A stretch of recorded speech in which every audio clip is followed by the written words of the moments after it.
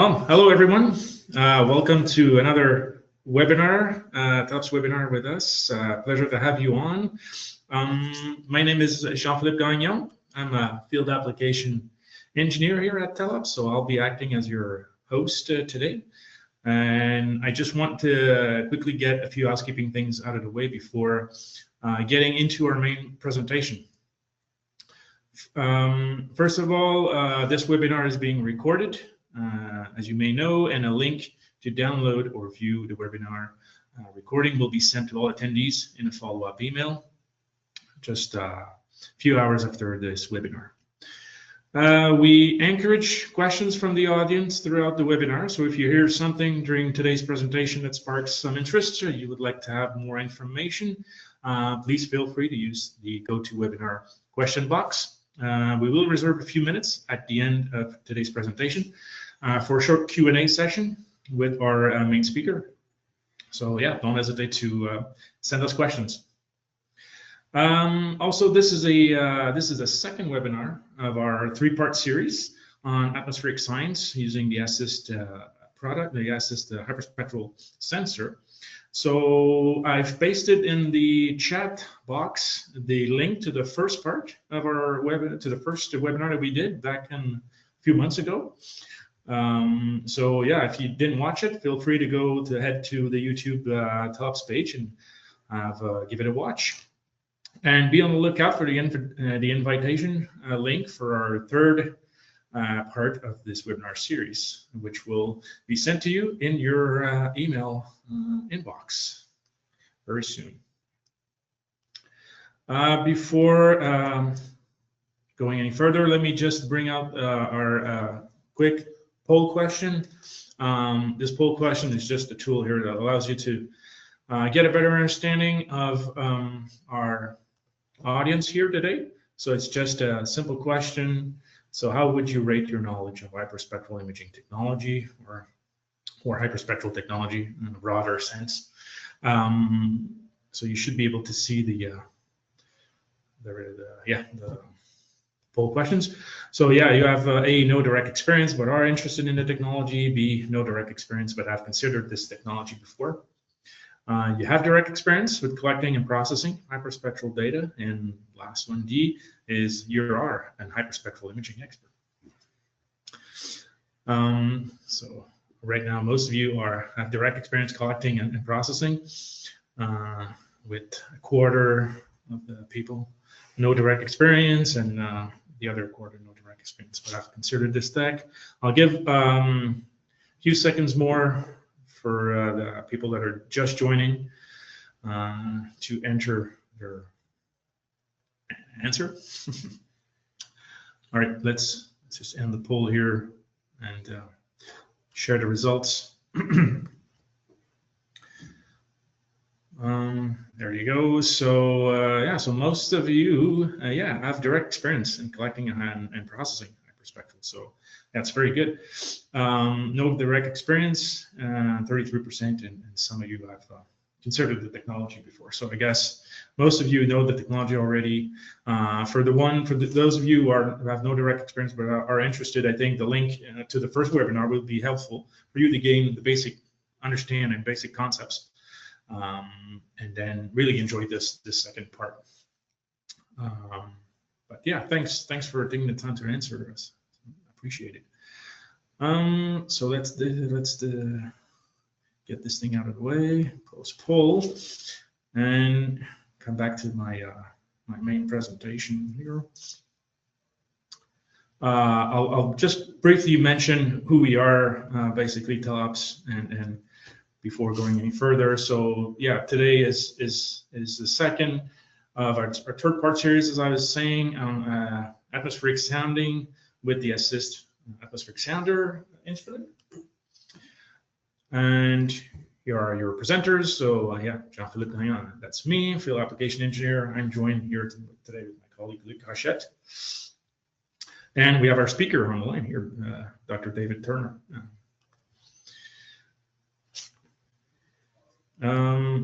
Yeah, I'll just skip this video. You saw it in the first portion of the video of the webinar introducing Telops. So Telops was founded back in 2005, and we've been designing and manufacturing infrared cameras ever since the beginning. So we manufacture all kinds of infrared imaging and sensors. We have very fast infrared cameras, multispectral cameras, and of course our line of hyperspectral cameras, in which this the assist atmospheric sounder falls into that category. So on the hyperspectral side of things, we have various instruments, and this webinar would be mostly concerned about results and measurements coming from the assist-2 sensor. Of course, these instruments are used in various applications and contexts.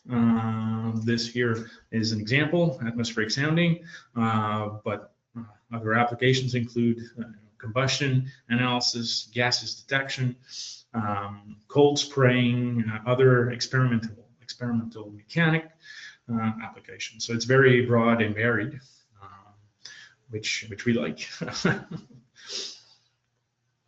All right, so let's just stop sharing my screen, and I will give the control to Dave. While Dave is setting up his presentation, Luc Rochette will say a few words and introduce our speaker. Good morning, everybody. Thank you very much to assist to this webinar, this second webinar. My name is Luc Rochette. I'm the product line manager of the Assist at Telops. I've been involved on the development and of the technology of the Assist since 2003. We have been acquired by Telops, by Exosens a year ago. So this is what the background. We have been working closely with a different group, especially with NOAA, with Dr. Turner. So I would like to introduce Dr. Turner. Dave has been working for NOAA since 2010. He's presently the senior scientist at NOAA, the Global System Laboratory. His background in atmospheric, he always pushed the technology to the limit and to improve, with sounding. And from that, at NOAA, with some other collaborators, they have developed a suite of algorithms that allow to do atmospheric profile from the IRS, which is the infrared spectrometer, but as well as other technology as well, microwave and LiDAR. This TROPOE software package, it's mainly used for, as I mentioned, atmospheric profile, temperature and moisture, but it can do much more than that. So let me introduce, I will not take much time, let me introduce Dr. Dave Turner from NOAA. So thank you very much, Dave. So you are in control now. Thank you, Luc. Thank you very much, GP. So yes, today I'd like to talk a little bit about these retrieving thermodynamic profiles from ground-based infrared spectrometers. I'm trying to give a bit of a history, a little bit of an information content discussion also, and a very brief overview of some of the other technologies that are out there. So a lot of the work on the TROPOE algorithm that Luc just mentioned is, originally was done by colleague Ulrich Lerner at the University of Cologne. And since then, working with some younger colleagues, Josh DeBauer, Tyler Bell, and Bianca Adler, who've all contributed in significant ways. So what we'll talk about largely today is the atmospheric boundary layer. And the boundary layer is that part of the troposphere that's directly influenced by its interactions with the Earth's surface. And so it generally responds to changes in that forcing within, minutes to hours. And so it's really hard to think about that atmospheric boundary there, that lowest, 1 to 2 kilometers of the atmosphere, without thinking about how the role of the surface, which is, driven by, radiative heating of the surface, for example, as well as friction and other things. But there's a whole lot of applications, out here that really depend on getting the actual structure, vertical structure of the boundary layer right. And by that, I mean the temperature profile, the water vapor profile, and of course also the winds. We're very much need to see all those variables simultaneously. This presentation will focus mainly on the thermodynamics, but you can see the range of applications that are really critical to get that actual representation and capture the evolution of the atmospheric boundary layer well. Everything from severe weather applications, especially from a forecasting perspective, to air chemistry modeling, to fire weather discussions, to even renewable energy forecasts. So there's a wide range of applications that benefit from having improved understanding and improved monitoring of the vertical structure of the boundary layer. And indeed, there's been many papers over the years, and I'm just kind of pointing at two different ones, one published in 2015 in the Review of Geophysics, another one that was published by the National Academies, which was back in 2009, that really talk about some of the biggest observational gaps are really in the lower troposphere, and talking about the boundary layer in particular.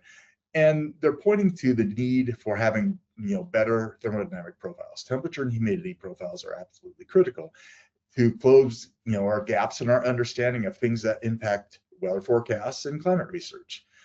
For example, if you don't know what the stability profile is, which is given by the temperature profile, you have a really hard time understanding how the winds may evolve.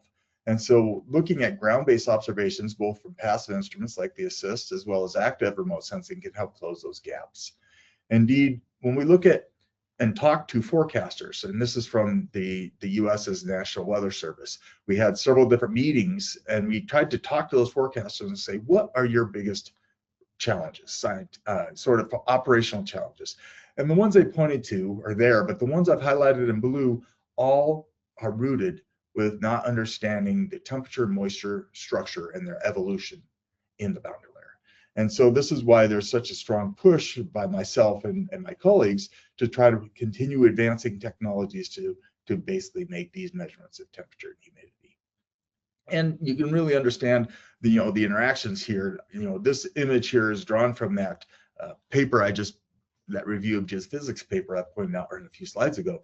But if you imagine, there's lots of ways to go through this slide, but if you imagine I'm going to have some sort of solar radiation coming into the ground, and this energy is going to be distributed into, energy that's going to go into the soil, a ground flux, and is also going to be partitioned in sensible heat flux and latent energy coming up.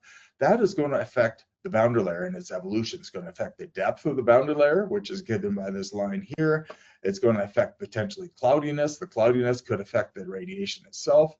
How it proportions this energy depends on the land use. So what type of leaf area index you might have, what type of albedo that it translates into. So there's a lot of interactions here between the surface of the Earth and the boundary layer above it. And this is true even in marine environments also. So when we look at typical boundary layer profiling technologies, there's a wide range of them. We still use synoptic radiosondes launched twice a day at certain locations. Those are heavily used by the operational community and the research community too. But there's operational aircraft profiles, of course, what we can do from satellites. UAS or drones are able to provide good measurements of temperature, T, humidity, Q, and U in this case is winds. Ground-based microwave radiometers, ground-based infrared sounders, radar wind profilers, sodars with radioacoustic sounding systems or RASS, and different LiDAR techniques. So I'm just kind of illustrating a lot of different ones here. But I'm going to focus primarily in this talk on the infrared spectrometer. These measure downwelling infrared radiation that's emitted by the atmosphere at pretty high temporal resolution, typically on the order of 30 seconds, with a spectral resolution of about 1 wave number. It was really, these techniques were really, pioneered a lot by the University of Wisconsin in the early and mid 1990s and matured as part of the U.S. Department of Energy's atmospheric radiation measurement program. There are now multiple different vendors, so Telops is selling the ASSIST, ABB is selling the ARRI. From a structure point of view, they look very similar to this. They're going to have 2 calibration black bodies. The sky port here inside is a scene mirror. It's going to direct the radiation either from these black bodies or from the sky into the interferometer itself. And you would see spectra that look like this, where the red spectra is a clear sky spectra in a warm environment on a very moist day. The blue is a clear sky spectra from a very cold environment on a very dry day. And so you can see remarkable change in the spectrum itself. All this sort of structure you're seeing here are actually absorption lines that we're going to take advantage of to basically invert to get the water vapor and temperature profile. For this work here, we're going to reuse this part of the spectra here for retrieving temperature and water vapor. Microwave radiometers are another technology that's out there that's also been around for many decades. They measure downwelling microwave radiance emitted by the atmosphere, typically in anywhere from 12 to 30 channels. Lots of development here. Again, 2 primary vendors. This is the type of, if it did a monochromatic calculation of the downwelling radiance, the black is what you would see. This is the total optical depth yielding this type of observation. And you can see the different contributions from water vapor in red, from liquid water in blue, and oxygen in green. We typically from these use these spectral bands right here for the retrieving of temperature and water vapor. One of the challenges that we're starting to see now is with the advent of 5G telecommunications, we're starting to see a lot more radio frequency interference, especially in this region of the spectrum right in here, which challenges this technology quite a bit. Just a quick overview, a couple different active remote sensors. We have the Acoustic Sounding System that can be paired either with a radar wind profiler or a sodar. Effectively, what the Acoustic Sounding System is, you have these speakers here, or illustrated here, and it sends out a random sound wave into the atmosphere that the radar can track. The speed of that sound wave propagating through the atmosphere is related to the virtual temperature. And so different wavelengths of the radar can give you different temperature profiles at different altitudes. One disadvantage of this technology is it's noisy. You wouldn't want to put it next to your house because the speakers are in an audible range that you can easily hear. And of course, if you want that sound wave to propagate high, you tend to use a pretty loud sound wave. Differential Absorption Lidar, another technology that's just coming onto the market in the last year or two.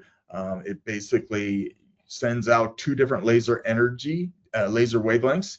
One that's going to be away from absorption lines and one that's going to have some absorption lines there. And so these wavelengths are very close to each other, and by looking at the differences in the absorption, or basically the strength of the backscatter from these two very closely related in spectral space signals, you can actually derive how many water vapor molecules had to be there.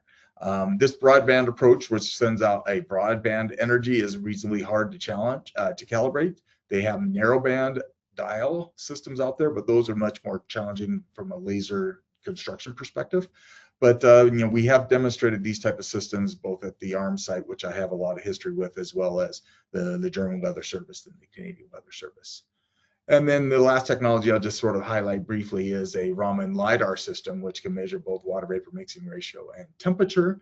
It does require a high power laser. Raman scattering is a very weak process, and so you typically need a very high power laser in order to get good signal noise. That challenges the laser in different ways. And so there's, like all lidars, clouds and precipitation can limit the range. There's challenges in the near surface. You can see sort of a little bit even in this image in the lowest sort of couple hundred meters, there's some artifacts here that's associated with sort of the geometric layout of the lidar system. There are a couple different vendors, but there's been very few of these sold. They're quite expensive systems.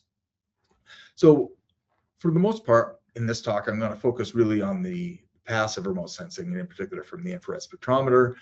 That means we have to talk about the retrieval problem. So remote sensors seldom measure what we really want. We want the profiles of temperature and humidity. What does the assist measure? It measures downwelling infrared radiation. And so we have to retrieve, or another word is derive, what we desire, the profile of temperature and water vapor, from the actual observed radiance that was made. Mathematically, this is usually an ill-defined problem. In other words, there could be multiple temperature and humidity profiles that could match that observed radiance, especially when you induce noise. And so one analogy that's been popular that came out kind of in the 1990s by Graham Stevens is the tracks in the sand. And so here's your observation. You see these tracks in the sand. And so you could ask a problem, that is, what type of animal left those tracks in the sand? Or was the animal large or small? Here's a third potential retrieval question. Is the animal young or old? Is the animal male or female? What color is the animal? And so when you're looking at the actual observations of these footprints, you have more information content on some of that information, such as the type of animal, than you do on whether it is male or female or what color it is. In fact, the only way you're going to get color is you're going to take advantage of correlations between, if you can determine what type of animal it is, that probably gives you information on what color it likely is. And so those are the type of, an example of retrieval questions that can be asked from an observation.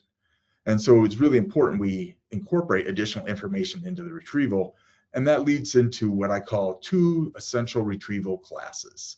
One class of retrievals is regression methods. And so this could be linear regression, quadratic regression, neural networks, in my mind, are retrievals. It's statistical retrievals. They're just nonlinear fits. And so what you have is you have a data set of the observations, you have a data set of the thing you desire, in this case, temperature and water vapor retrievals or profiles, and then you statistically relate the two together.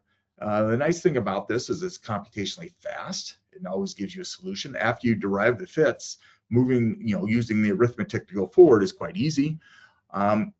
It's usually tuned to the mean conditions, and so you can imagine if you're fitting a whole bunch of data, with any sort of statistical method, you're often fitting the central part of the data set better than you're fitting the outliers, and those outliers could be important.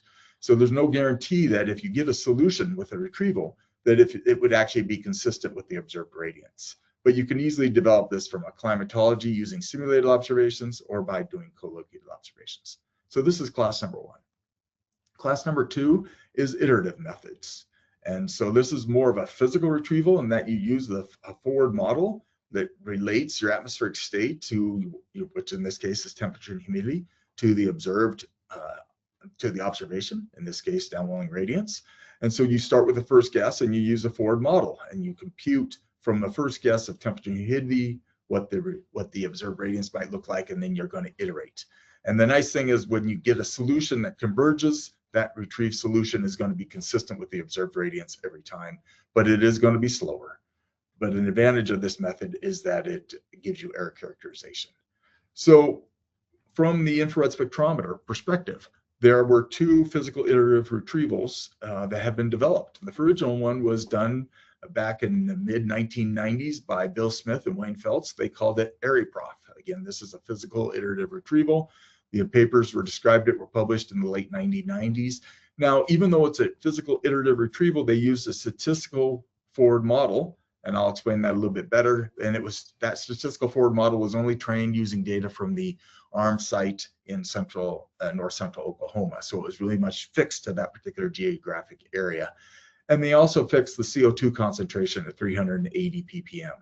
As many of you know today, our CO2 concentration is much higher. It's 420-ish parts per million now. And so that would actually create an error. And they needed that first guess to be extremely accurate, especially when there were clouds in the sky. If the first guess was not very accurate, they could not get to a retrieval. And they provided no errors. And so with this sort of background, I came in and started developing an algorithm with Ulrich to basically do a better job with this. It's another physical iterative algorithm. We originally called it ARIO-E, but then we're able to generalize it, and they're now calling it TROPO-E. So if you see ARIO-E, think TROPO-E. It's the same philosophy. It's the same code. That initial development was 2013. We are now working with Josh, Tyler, and Bianca. There are lots of papers on it, but we're using the actual forward model, the LBL-RTM, which allows us to easily update spectroscopy and use it globally. We're very insensitive to the first gas, and we can retrieve profiles in clear and cloudy. So what does it look like? You start off, if you knew the true state and you have a true representation of reality, this would be that true state. But what did we observe? We usually observe something that's not quite the true state because of uncertainties.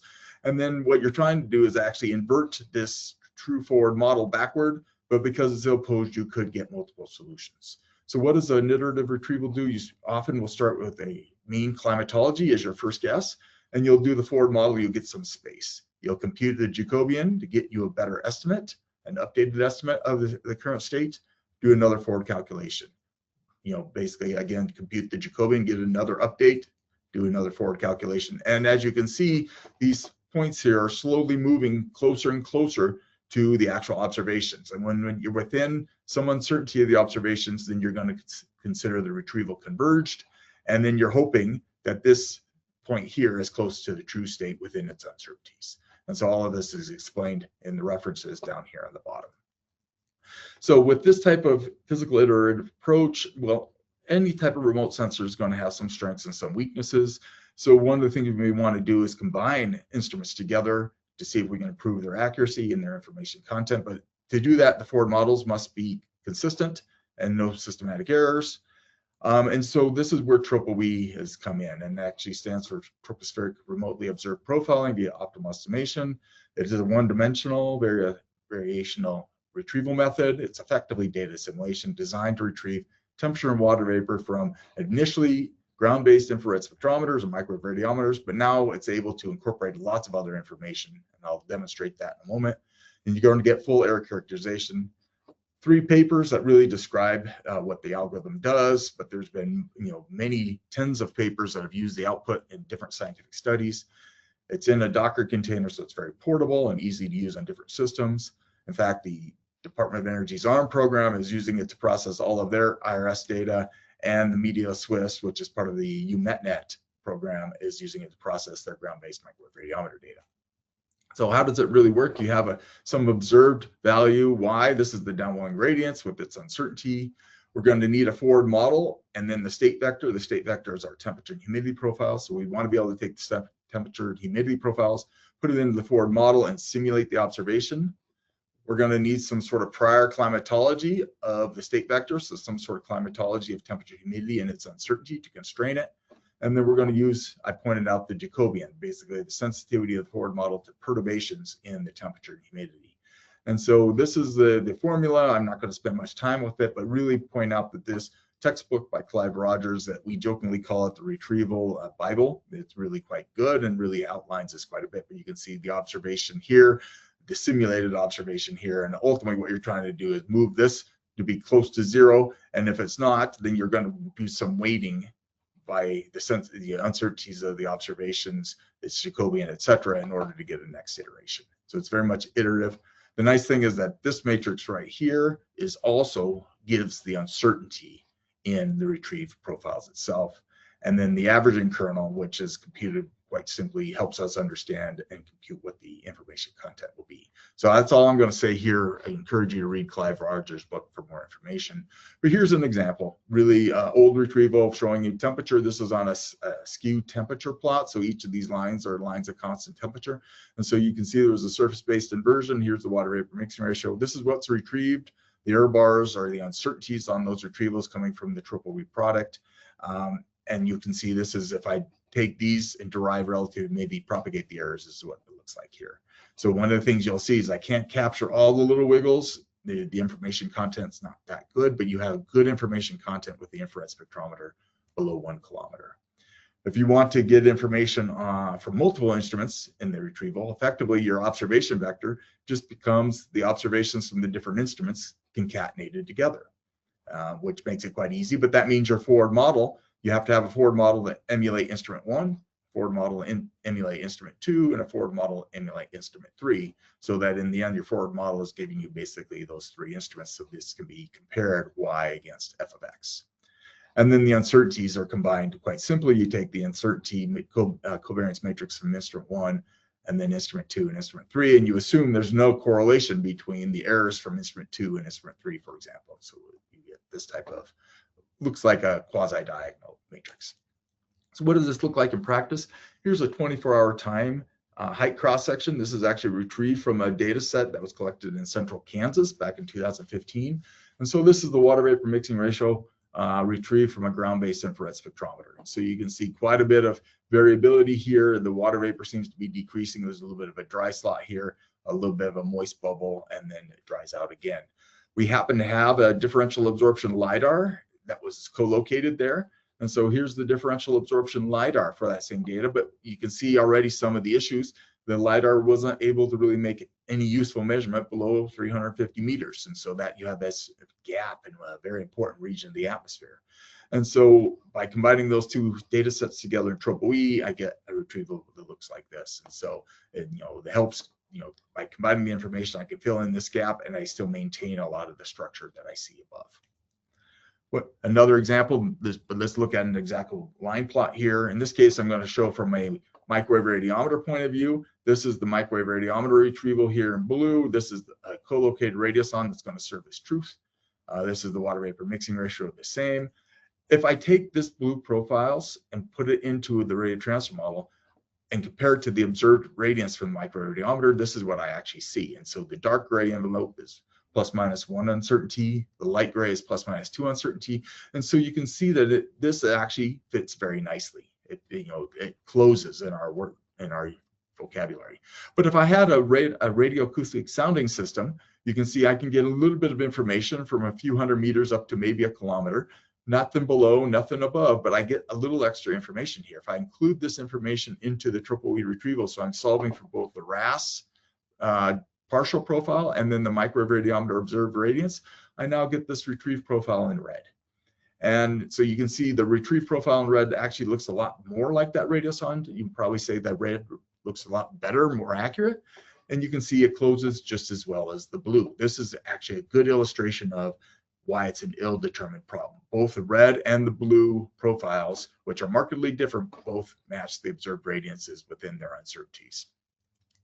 Here's another illustration from that campaign in Kansas again. The black is the radiosonde temperature on the left, water vapor mixture ratio on the right. This is the retrieved profile from a ground-based infrared spectrometer, but the water vapor dial actually suggests that there's a bit of a dry layer here. And so if I include this partial profile of water vapor into triple E, then I get this blue.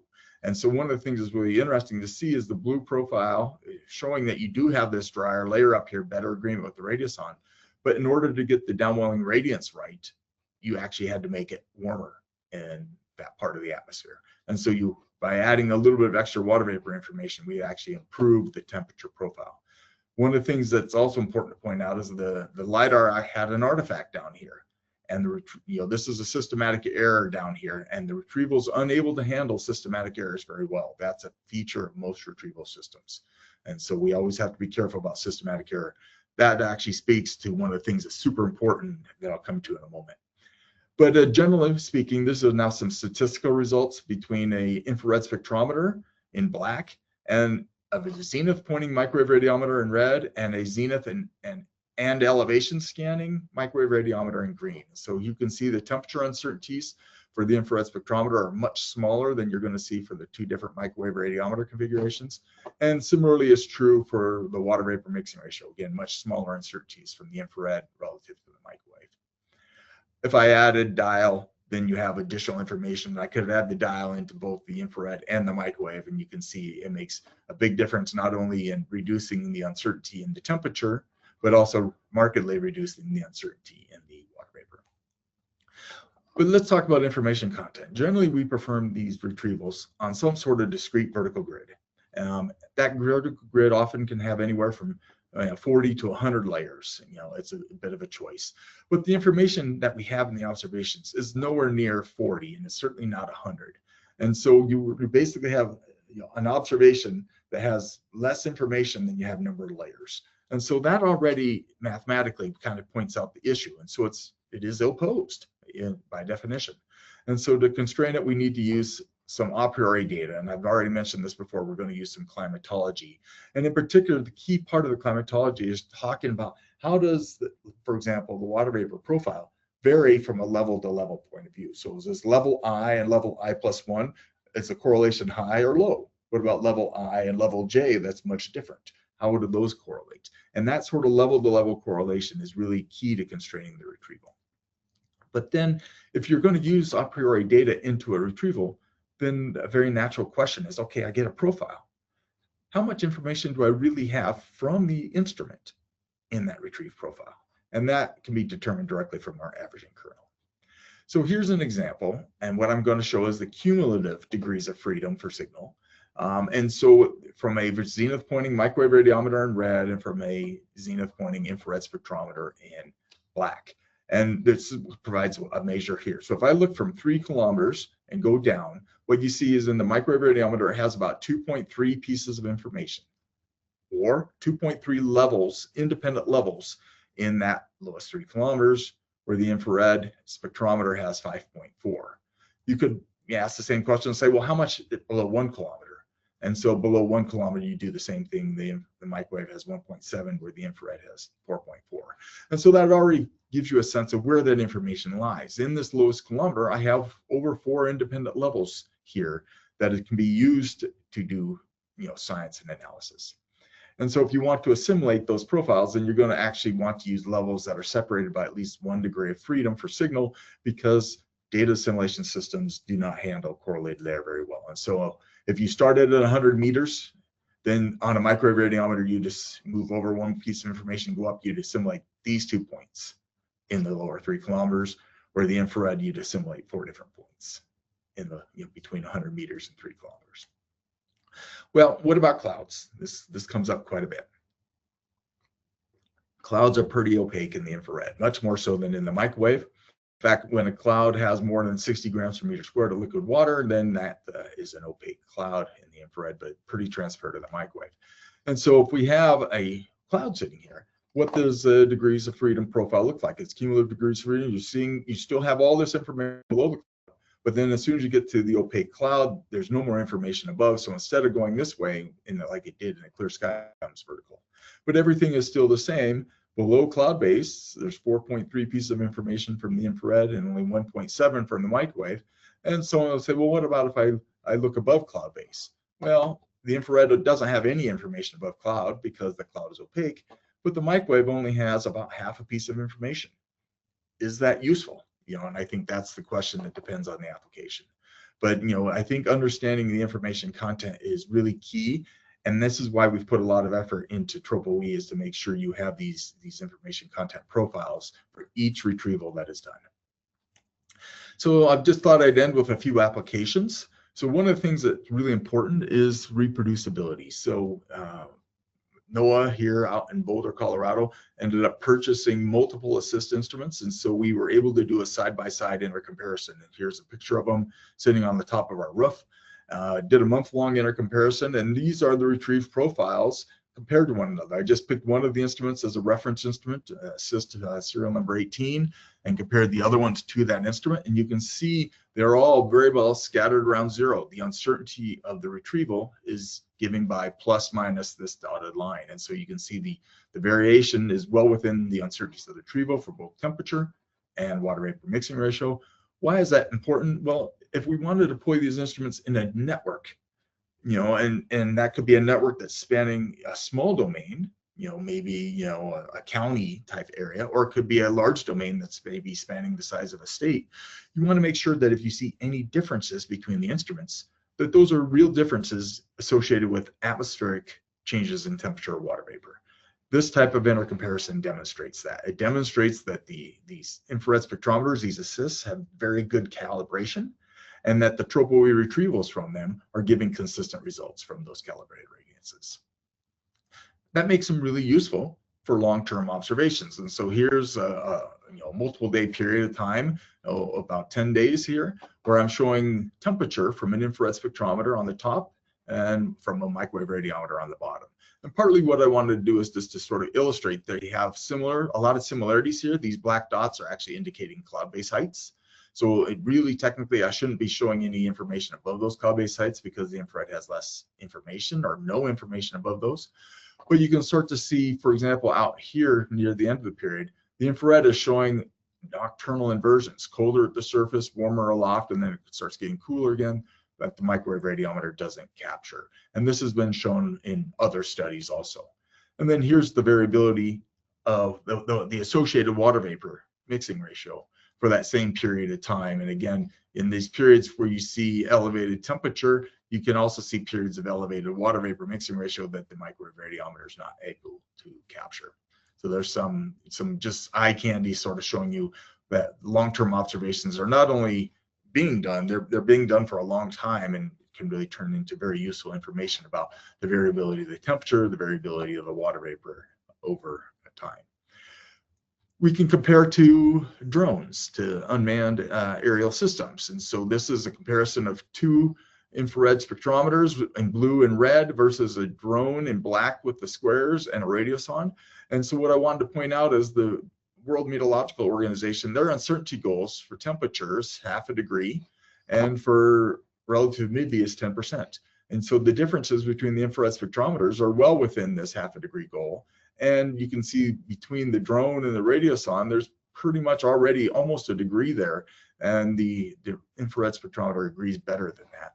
And similarly, certainly in RH space, everything is agreeing well within the WNO goal. And this is in the lowest 140 meters, which was the height limit of the drone for this particular campaign. Here's another comparison with the drone where the background is the observed temperature, the retrieved temperature from a ground-based infrared spectrometer, and then we're flying the drones up and down in some patterns here. So the colors inside these these lines here are from the drones, and the background color is from the infrared spectrometer. And so you can see there's very good agreement. The only place you start to see a little disagreement is out here, where the infrared spectrometer had this sort of this warmer layer a little bit higher in the atmosphere than what the drone did. We do a range of different field campaigns as part of the work we do here in NOAA. And so in a collaborative experiment with the Department of Energy, we deployed four different assists out here off the east coast of the United States, 2 on islands, 1 on a barge, and 1 on a nearshore region. I'm going to show some examples from just this one here on Block Island. And so this is the actual observation here over a 48-hour period, showing the temperature. And what we're doing is we're using this to evaluate our weather prediction models. And so here is a weather prediction model. And so you can see the agreement between the retrieved profiles of temperature from the assist and from the model are actually quite good, less than a few degrees.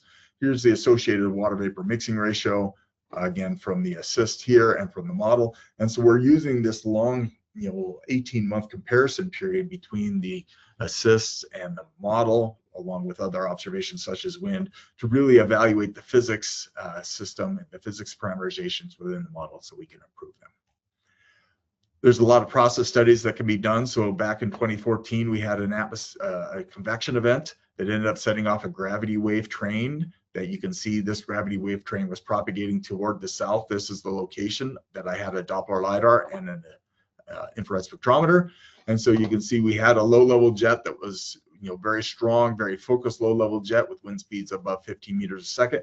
And when this Bohr wave ended up crossing the sites, you ended up seeing lots of change in the wind speed, but also change in the wind direction.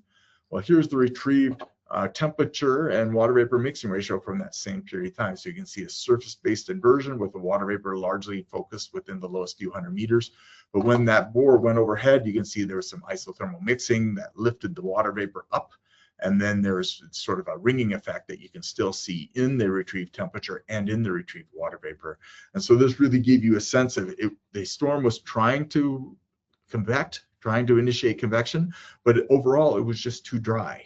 And so the overall humidity in the atmosphere is too dry to support continued convection. And so it never actually turned into a storm. That was something we could easily see from the ground-based infrared spectrometer. Different campaign, we had a spectrometer here, another infrared spectrometer here as this storm system, this mesoscale convective system ended up propagating from west to east. And so you can see this is the temperature, actually it's theta V, so the virtual potential temperature evolution as this storm propagated. So you can see a very strong lifting event at the front of this wave as you have very strong change in temperature associated with the boundary here. And then a little bit later, as the storm kept moving across, you can see there was another strong change, but the change that was happening in the eastern location was markedly different than the vertical change you were seeing in the westerly location. This is really critical for us and super information for us to know as we're trying to learn how to predict these type of storms better. We've deployed these things on ships. And so an example was, again, the ARM program. I do a lot with the ARM program, deployed its infrared spectrometer on a ship that left Hawaii and ended up, cruising up to California. They were launching regular radiosondes at each of these points. And so really their goal was to try to understand a lot of processes associated with the marine environment. I'll just give you some examples. The black is the radiosonde and the red is the infrared retrieval. Again, I retrieved these two. Temperature, water vapor mixing ratio. This is the derived RH. This is the derived potential temperature. This is in clear sky. Here's a cloudy case where the cloud is right here where this dashed line is. And so you should not look above the cloud. The cloud could be opaque, but you can see pretty good agreement of temperature down low. This is really important for us to understand surface fluxes coming off the ocean and making sure our models will be able to do well here. I'd like to continue to work a little bit more to improve the retrieval. And this is a bigger bias than I'd like to see, but that's work in progress. We've deployed these things up in the Arctic. During a couple winters ago, we froze an icebreaker into the Arctic ice pack and let it stay up there for a year. And so here's an example of a day. And so what I'm showing here is dissipation rate. And so it's giving you a sense of the turbulence as observed by a cloud radar, making use of the falling precipitation. And so this is dissipation rate right here. And what we're seeing is this is the retrieved temperature profile underneath the cloud. So the cloud base is given by here, and I'm not showing anything above cloud. So you can see this was a clear sky period. So you can see up higher, but I can see what this temperature profile looks like here. But if I point it and convert it to potential temperature, then I can see very interesting results. So I can see this is not a well-mixed boundary layer. Even though the dissipation is suggesting there should be good mixing all the way from the surface to the top of that, to the base of the cloud, the virtual potential temperature is showing it is not true. Although out here, similarly, this is also showing good mixing, and I see, you know, a very isothermal profile here. So you can really start to evaluate stability of the atmosphere, and are you getting the interactions of the surface and the clouds with the atmosphere properly done. So work in progress also here.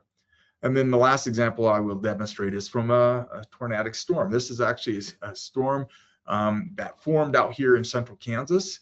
And this storm was not anticipated at all by the National Weather Service. It was not anticipated. And so therefore the Weather Service gave no warning at all to the population in the region. And it had baseball size hail. And there was a lot of damage there, but fortunately no lives were lost. And so we investigated the experiment because we had some infrared spectrometers and Doppler lidars at these FP locations. And so we went and we did an assimilation experiment to assimilate the data into a regional weather prediction model to see if it made a difference. And so this is the control run that did not use the infrared spectrometer water vapor temperature profiles. And what I'm showing is different forecasts, the 1 hour forecast, the 1.5 hour forecast, the 2 hour forecast, etc. These circles are where the actual observed from a radar reflectivity circle. So if you're seeing this circle, the radar, precipitation radar, we're seeing reflectivity that was at least more than 25 dBz. And so you can see the model is not suggesting any of that reflectivity here. It was not building a storm. But when we assimilated the infrared spectrometer and the Doppler lidar, now you can see that we're starting to build a storm, even slightly earlier, a 10% chance that a storm is going to form here before the first radar echo. The first radar echo is here. The storm was very close. And as you can see, as we're seeing stronger radar echoes, we're actually getting higher and higher probabilities moving into the 60s and 70% probabilities that there is a storm. So this would have been a huge information change. It would have made, the forecast, that was issued by the forecasters would have been totally different if we had a network of profiles like this out there. So just in summary, these ground-based thermodynamic profiles in the boundary layer are extremely useful for both a range of operational and research objectives. We're really pursuing both of those within NOAA. Passive thermodynamic profilers have been commercially available for decades. These infrared spectrometers, such as the Assist from Telops, as microwave radiometers, etc., have been around, but often the retrievals that are provided by the vendors may not be adequate. They don't talk about where the information is. They don't necessarily provide error bars, and so that's why we have TROPOE. And so I've actually working very closely with Telops so that Telops can use TROPOE natively on their Assist instruments so they can get everything you would need, such as the uncertainty and that information content. And we've demonstrated that it's very, it has a lot of accuracy and a lot of value from the equator to the poles in both marine and continental environments.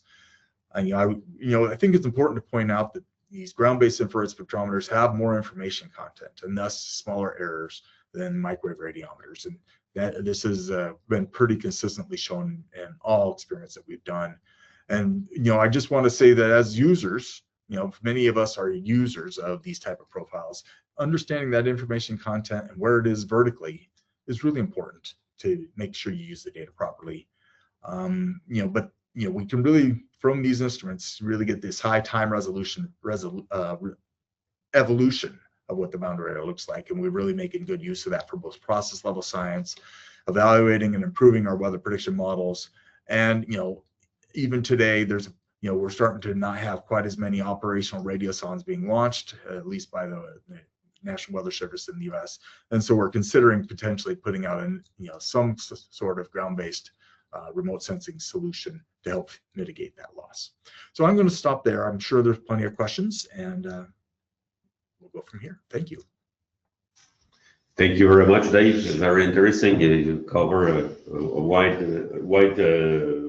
spectra of the technology existing for sounding. One question that arises, what we see right now is the IRS seems to be the most advantageous at the lower altitude and also the temporal resolution.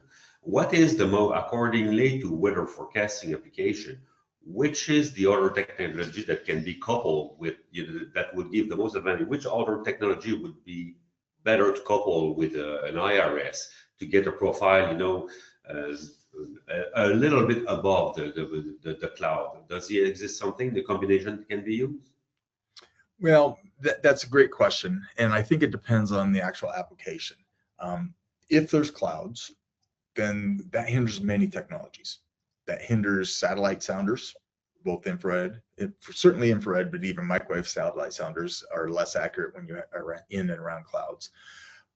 And LiDAR-based techniques are going to be wiped out by the clouds too. And so if there's really clouds, the only technology you have are, microwave radiometers that can go above the cloud, can go through the cloud, or, radar-based radioacoustic sounding system type things. A challenge with the radioacoustic sounding system, or the RASS, not only is it noisy, but if you have a strong horizontal wind, you might send up a sound wave, but the sound wave may be actually advected away from the radar. So in strong winds, you don't profile very high because the sound wave is actually blown away from the sensitivity part of the radar. So there, in the end, I feel like there's not a single solution out there. There's going to be multiple solutions depending on the application. Okay. And all of those, this is my question, all of the other technology, the output of those systems can be ingested directly into EEE. Do you have the tools to process all of this data, or mainly for IRS and microwave? There's a lot of hooks involved already to, with a ground-based infrared or microwave radiometer data, I can of course combine the two, so there can be a combined retrieval of infrared plus microwave, or I can easily add radiosondes or RASS or LiDAR. So most of those readers exist. Now, if let's say a different instrument has a different format for its data, there may have to be a small amount of development done in order to make it so we can read the data. Okay. Or the data can be post-processed and pre-processed so it matches a data format I already have. If that's the case, then it's pretty simple, and a lot of those tools are already in EEE. Okay. We have another question, which can IRS-based thermodynamic support cloud seeding ops? It's Stefano that asked a question. Can IRS-based thermodynamic support cloud seeding?